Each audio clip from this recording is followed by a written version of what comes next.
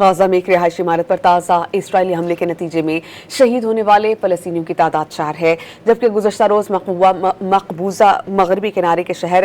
دورا میں جمعے کی نماز کے بعد کئی فلسطینیوں نے اسرائیلی آبادکاری کی توسیع کے خلاف احتجاج کیا، جس کے دوران اسرائیلی فورسز نے آنسو گیس کی شیلنگ کی، ربڑ کی گولیاں استعمال کی اور اسی باعث کئی افراد متاثر ہوئے۔ غزہ میں ایک رہائشی عمارت پر تازہ اسرائیلی حملے کے نتیجے میں شہید ہونے والے فلسطینیوں کی تعداد 4 ہے، جبکہ گزشتہ روز مقبوضہ مغربی کنارے کے شہر